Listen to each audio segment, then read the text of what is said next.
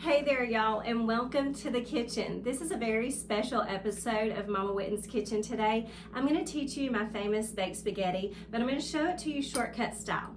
Out of the gate, I want to show you what the ingredients are to do a family size recipe because I'm actually going to give you a behind the scenes look of catering this for about 35 to 40 people and what that looks like if you want to make it for a crowd, which is honestly what I do more than anything else. But first things first, here are the ingredients that you would need to make it for your family size portion.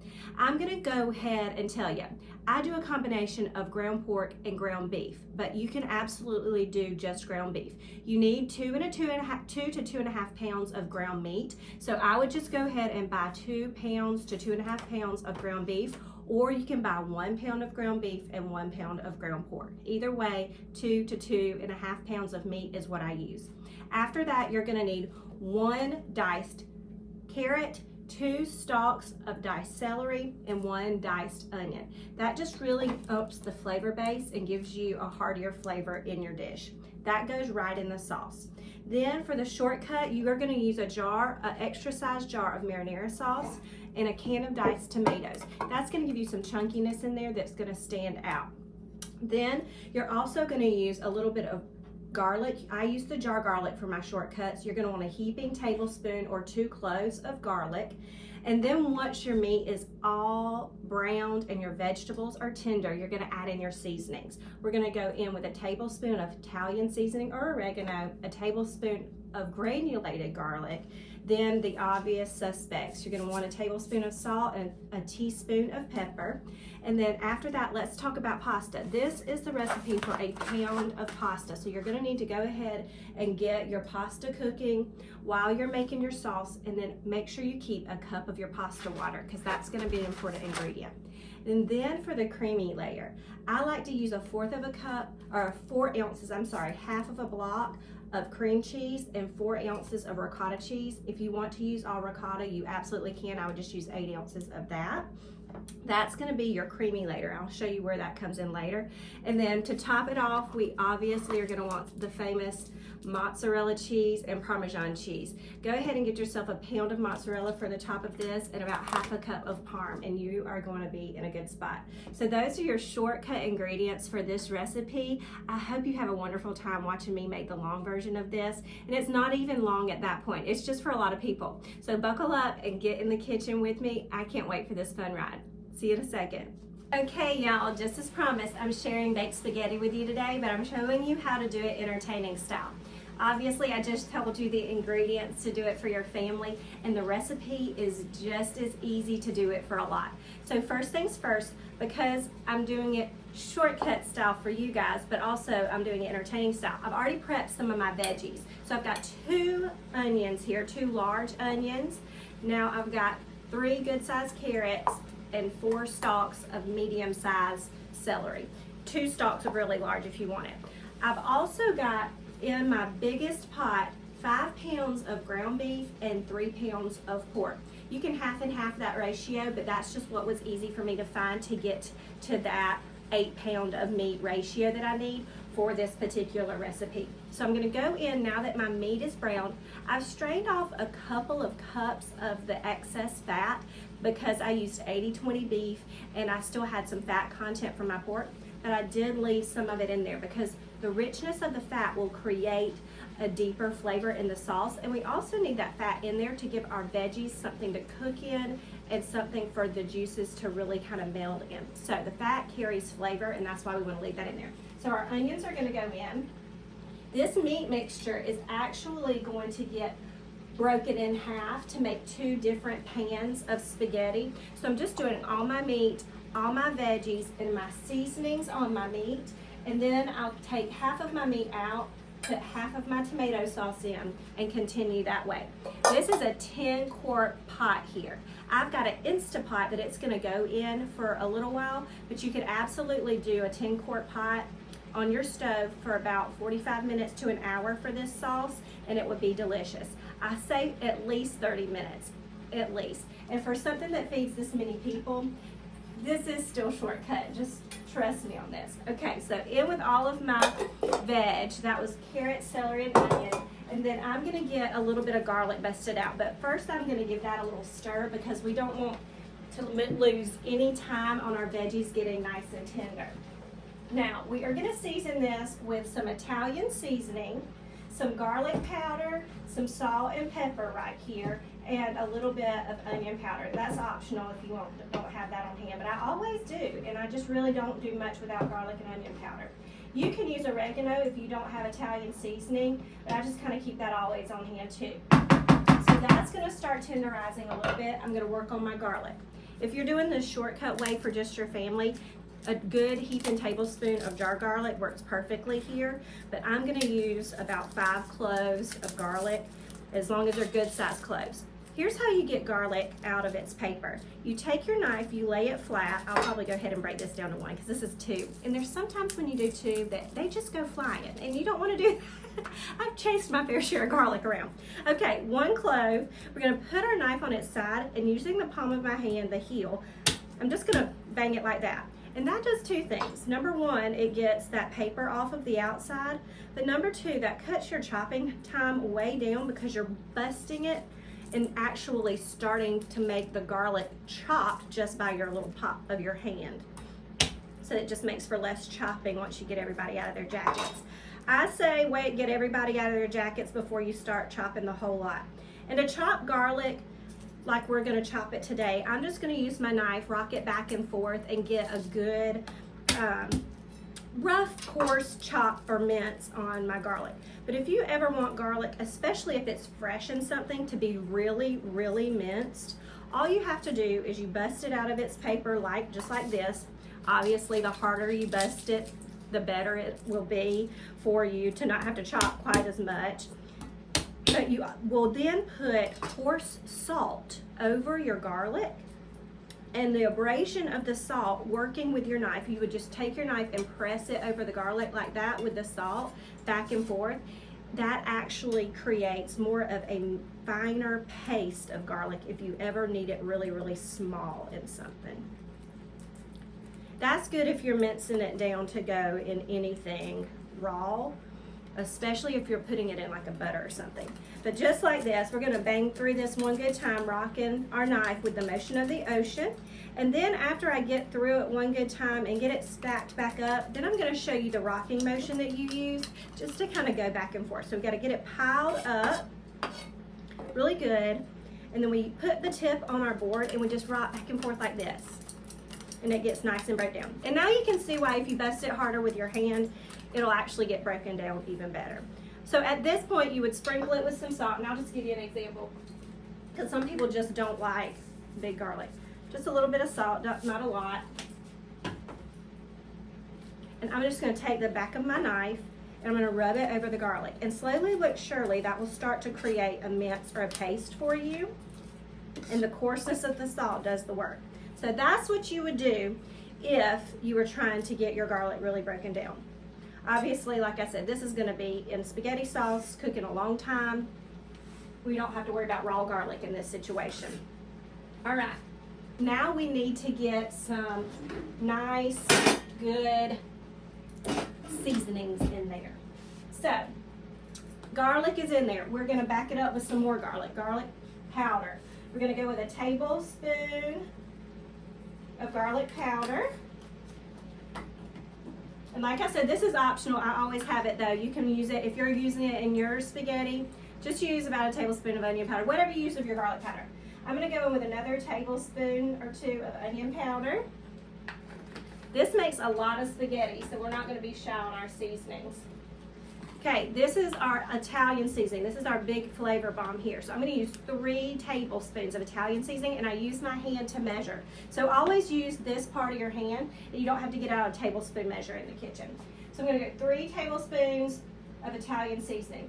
Remember here, I'm using diced tomato or crushed tomatoes and tomato sauce. I'm not using a pre-made marinara. So if you want to use some Italian seasoning or oregano in your marinara-based family style version, I would go in with a tablespoon at the most, at least a teaspoon. Don't leave it out, but a tablespoon is all that you would absolutely need. And then obviously we've got to have our salt and pepper. We haven't put any salt on this, so we've got 8 pounds of meat, 2 onions, a bunch of carrots and celery. We're really gonna need some salt. So we're gonna go 2 tablespoons of salt, and go ahead and get the pour side open on this. Don't pour directly in, that could lead to treacherous waters, but always just measure in your hand. I accidentally have poured the pepper into a dish before, and I did that because I opened the wrong side. There's a pour side and a sprinkle side, and I thought I had the sprinkle side open, so I just went for it and didn't have my hand out. Well, the pour side was open, and we had to do some major pepper cleanup. So I'm gonna go a tablespoon of pepper for this whole thing. And remember, this is a lot, so a good teaspoon of pepper is all you would need in your family size pot. Okay, I'm gonna get my pot holder out here to stir this. If you're wondering, this is an Instapot pot. So I'm using it on my stovetop, and you can absolutely do this. This is just the pot.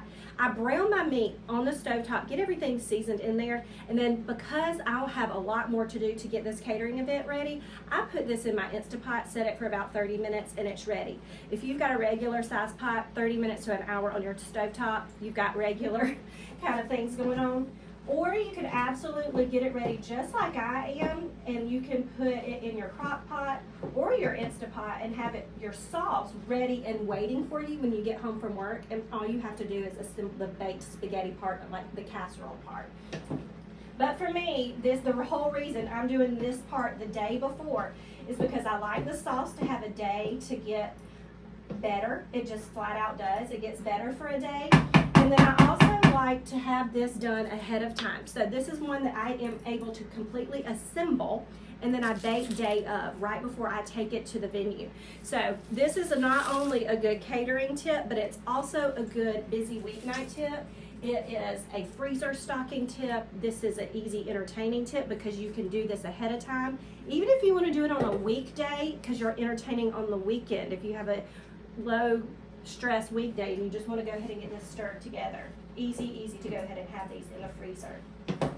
Excellent to take to any function, excellent to take to people having babies or who have had a death in the family, anything like that. So back here in this pot, I have my second biggest pot, and it's been bringing water to a boil. That's the thing about learning how to multitask in the kitchen. You've got to know what two or three things may need to be happening at the same time to get you to the finish line. So while my meat's browning, while I was doing my prep, I was also bringing some water to a boil. For your portion, for your family size portion, a pound of pasta is all you're going to need. But I'm going to go ahead and do 5 pounds of pasta to 6 pounds of pasta for my 2 dishes so that I can feed 35 to 40 people. Typically, the way you measure is a pound of pasta feeds 4 to 6 people. You just kind of have to know your people. If you've got 6 people and you have 4 grown adult boys that or teenagers that are athletes, you're going to want to go ahead and maybe do a second little box of pasta, or at least a pound and a half of pasta. But if you've got a good sort of marriage of bigger folks, smaller folks, girls who eat a little, girls who eat a lot, boys who eat a little, boys who eat a lot, 4 to 6 is how much a pound of pasta feeds. I know I'm going to be feeding some folks in a pretty little prom dress, and they may not eat quite as much. Or they shock you, and like me at prom, and they stuff their face and have the biggest plate of everybody at the table. Who knows? But I do know I have some boys that I'm going to be feeding, and they really like my food. And the girls even like my food too, so we better have enough. So now, I'm going to talk you through what I'm doing for entertainment size. I said, I'm taking half of this meat out. So I'm going to put in half of this can of crushed tomatoes and 1 whole can of tomato sauce. If you want to do sauce and crushed tomatoes instead of doing regular, these are 6-pound cans. They make 32-ounce cans. I would use 2 32-ounce cans of tomato sauce and 1 or 2 cans of diced or crushed tomatoes that are smaller, kind of like this size. You just don't need that incredibly much if you're doing it. It's just going to be 2 smaller cans, 32-ounce cans, and 1 or 2 diced tomatoes, depending on how chunky you want it. But for me, for all these 35 people, I'm doing 2 of these and 1 whole of these. We're just doing it in 2 batches. So I'm going to go ahead and get some of my meat out. I'm going to need my bigger spatula or something for this. Let's do my slotted spoon. That's what's going to work for this. And I'm eyeballing half here. I'm fairly good at eyeballing half, but if you want to be particular, get a measuring cup out, even a clear measuring cup, and you can measure out half into 2 pans if you're doing this, and that'll make your life a little bit easier. But I'm gonna just eyeball half of this. I've been doing this for a little while. So if this is your first rodeo or your third rodeo, I suggest maybe measuring a little bit more than I do. But it is so easy, and you can trust yourself more than you think you can. The biggest piece of the puzzle to trusting yourself is getting used to tasting your food. If you stop and you taste along the way and you know that what you're putting out is good, if it's good during the process, it's going to be good during the end. So at this point, before I even put sauce in here, I'm going to taste the seasoning on this meat because I know there's a little salt in here, but I also want to have a lot of flavor in the meat itself so that it carries its weight within the dish. All right, another couple spoonfuls and that'll be about half. I love to have these big steel bowls on hand. I keep them all over my kitchen, big and small, honestly, but my big ones are just so good to put hot stuff in like this because it kind of keeps it warm. And the heat of this is actually going to be very important for getting this well mixed together. I also like metal bowls too because I don't know what it is about them. Like, I feel like they're just quick cleanup. Like, I just can go take them to the sink, rinse them out, rub them out, and it's easier than some fancy glass bowl. I don't know. It may just all be in my brain. But I always do keep one on my counter as a garbage bowl so I don't have to run to the garbage can 1,000 times. So now I need my can opener. Now, like I said, if you're doing your family size, at this point you're going to put in your marinara and your can of diced tomatoes, and you're just going to simmer your sauce for about 30 minutes. For me, at this point, I'm going to put in one whole I think it's 6 pounds even. It's 6 pounds 7 ounce. This is how big I was when I was born. No, actually, I think I was a little bit bigger than that. This is how big my husband was when he was born. He was smaller than me. I usually think about that. So, it's a baby-sized can of tomato sauce. I'm going to go into this, and then half of this, same size, 6 pounds 7 ounce, crushed tomatoes. Then another one of these is going to go in the other half for the other pan, and the other half of this can. Somebody once asked me, they were like, how do you do this math? Like, do you have a formula? Do you ask AI? What do you do?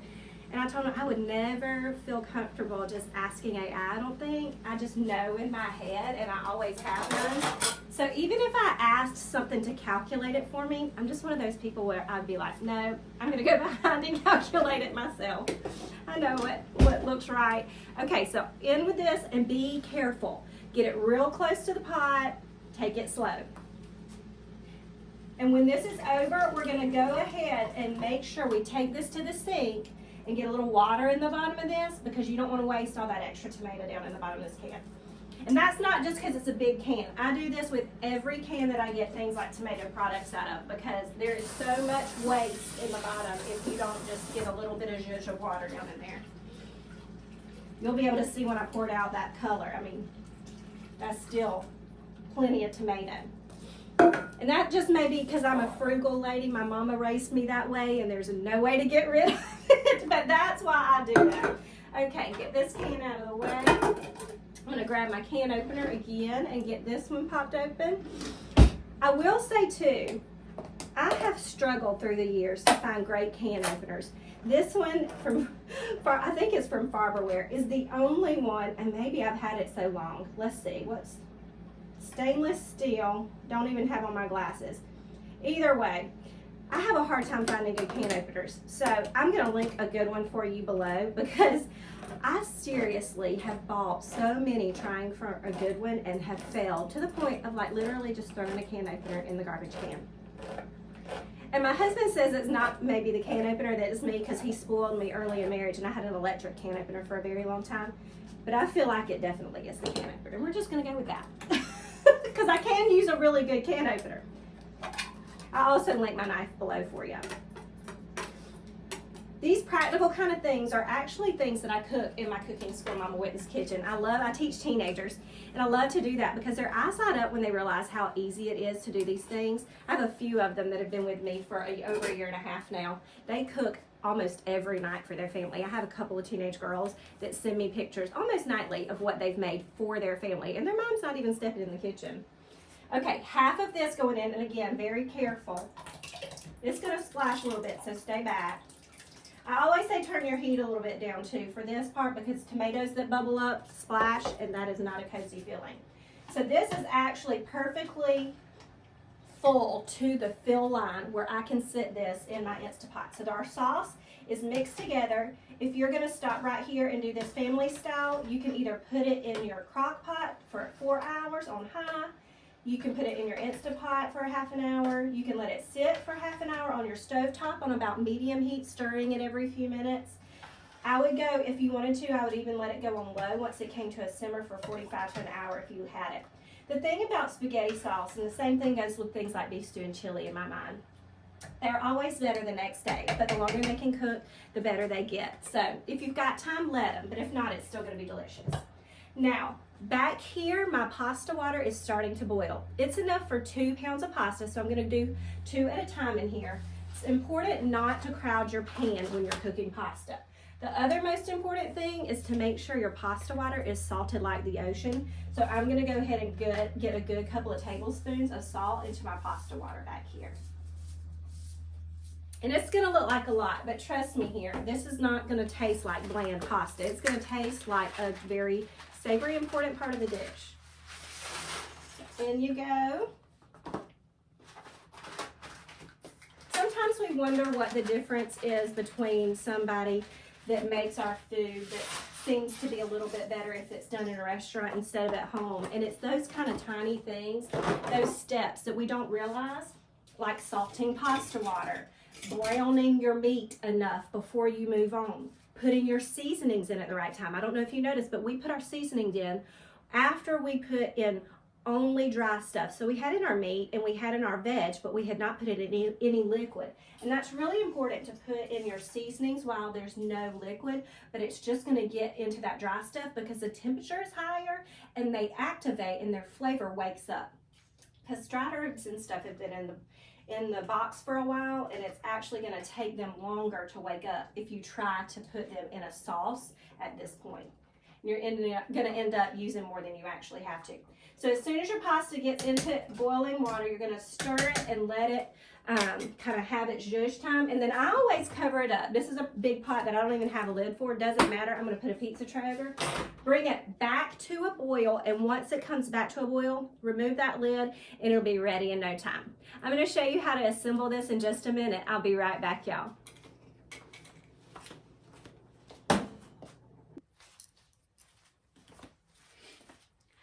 Okay, y'all, now for the fun part. I'm gonna show you how I mix up the creamy part of this dish.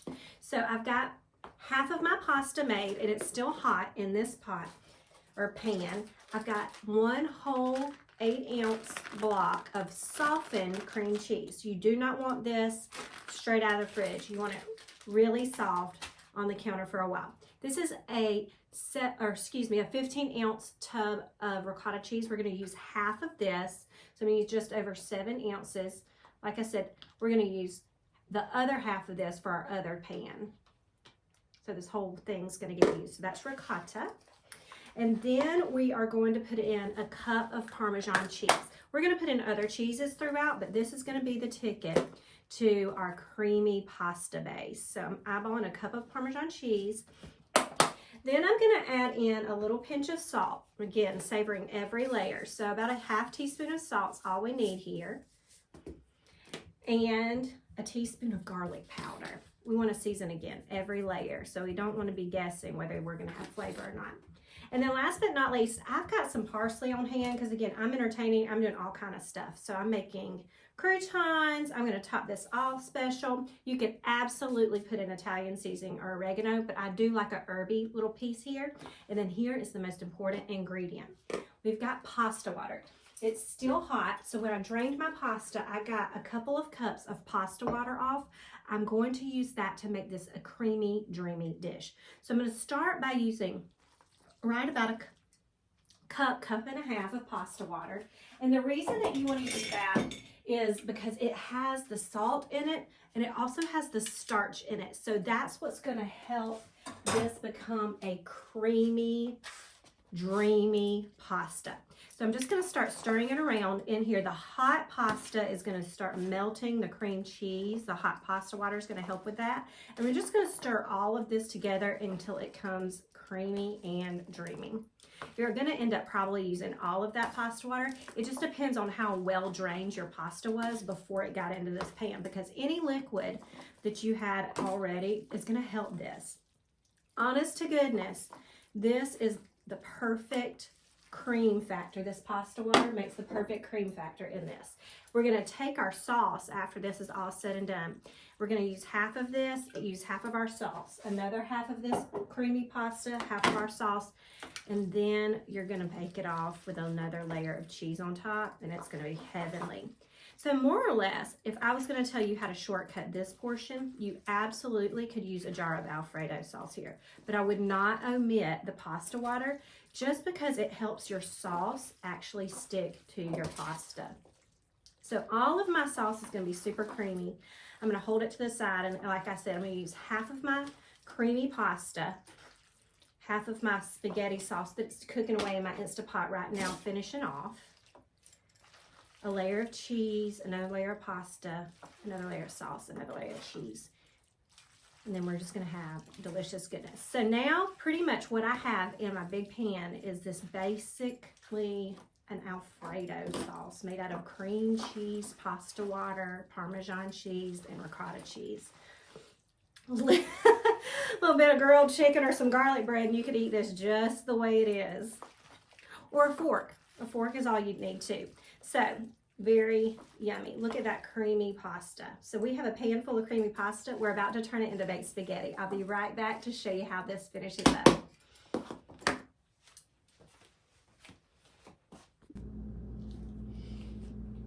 Okay, y'all, it's time to show you how I put all of this together. So I have half of my pasta that's been tossed in its cheesy sauce in my pan. I've taken the other half and I've put it on the side so we can do a second layer in just a minute. Now I've also got a lot of mozzarella cheese here. You'll need about an 8-ounce bag or so, but I did a whole block of mozzarella cheese plus a half another regular size block because I'm going to need that for this big pan. Also have my sauce here out of my Instapot. Not even going to try to lift it up. It looks like a lot of sauce, but this is a pretty saucy dish, so we're going to make sure there's a lot of good sauce going on in here. So now I'm going to go over with a sauce layer. Remember, we already have a good bit of good ooey gooey cheese in here. We've got a whole block of cream cheese. We've got 7.5-ish ounces of ricotta cheese. We've got a whole cup of Parmesan cheese. That pasta water made it ooey and gooey, so it's got that really almost Alfredo kind of consistency. Shortcutting this, absolutely. You can just drain your pasta, put some Alfredo on your pasta, sauce this, cheese this, and then you've got a very similar, more shortcut version of this. But I'm gonna put in over a good bit of sauce, and then I like to just kind of make sure it gets all the way down to the bottom by moving my pasta around a little bit with my spoon. I want every cheesy layer to get a little sauce throughout. So I'm gonna go ahead and make sure there's a lot of sauce that gets gotten down in my nooks and crannies. And then we're gonna make our mozzarella debut. We're gonna get the mozzarella in there because it's got that cheesy pull. Here is a tip for you. Saves you a dish when you clean up. I always grate my cheese on a paper towel instead of directly on my cutting board or a plate. That way when I'm done, I can just take this to the garbage can, throw that away, and I don't have to wash cheese off of my surface, whatever it may be. So I'm gonna get this coated in a layer of mozzarella cheese. Can't have like a baked pasta dish without mozzarella. It's almost an unspoken rule, I would say. And in some Italian kitchens, it may be a spoken rule. This amount of cheese is gonna go through 2 layers. So I'm also gonna put on some Parmesan at this point. We wanna have a good nutty Parmesan bite throughout here. So we're gonna put on some Parmesan, and then we're gonna layer on our next layer of pasta and cheese. Now remember, we did put some herby notes into the cheesy ooey gooey pasta. We have a little bit of parsley in there, but if you don't have parsley on hand, you absolutely can throw in some oregano or some Italian seasoning. You could even do a little bit of torn basil if you've got that. Just like to have a little herb in there to sort of wake up the richness of that heavy pasta layer that's got the cheesy, creamy goodness all in it. All right, that goes over top. This is gonna feed a small nation. I'm gonna do 2 of these. Yeah, there's gonna be leftovers. Those of you watching this later that get to take home the leftovers, you know I had you in mind from the get-go. I teach teenagers all the time online in my cooking school, Mama Witten's Kitchen, but I also get the privilege of teaching these kids that I'm doing this meal for in school. They actually get to do workshops all year long in their school, and one of the workshops they do is cooking. So I get to go in there several times a year and teach these teenagers how to cook in person, and it's just one of my favorite things to do. So the fact that I get to cook their meal for prom is icing on the cake for me for this year. All right, really, again, want every ounce of this covered in sauce. You don't want this to be a dry dish. Here's what I'm gonna tell you too. Because I am serving this not immediately, I am going to cover this, put it away, and then before I serve it, I'm gonna take it out of the refrigerator and I'm gonna let it come up to temp for about an hour, and I'm gonna pop it in the oven. If you're cooking this right away for your family, you would cheese it up on top right here, right now, pop it in the oven, and you'd cook it for about 30 minutes and be ready for dinner. But if you're not gonna eat it right this second, what you would do is you would take foil, cover the top right now, put it in your refrigerator, and then when it's time to cook it, you pull it out. Your smaller size, you'd only have to sit out for about 30-45 minutes. Then you would bake it like you would if you were doing it the night of. Except I recommend that if you want to do it that way, that you bake it covered for about 20 minutes, then you uncover it and put your cheesy layer on the top to finish. What I'm gonna do is I'm gonna go ahead and put my little cheesy layer on the top, and then I'm going to take my cover off before I even put it in the oven, and then it'll be good to go when it's time tomorrow. So the rest of my cheese is gonna go on here. The only thing that I wouldn't do is if your foil is actually touching your cheese once you put on this final layer, I definitely would make sure that that's not gonna bake that way, because your foil will pull off and take all your cheese with it. So I'll just bake it with the foil off if it's so full at the top. All right, all this cheese going right on top. Spread you all out here.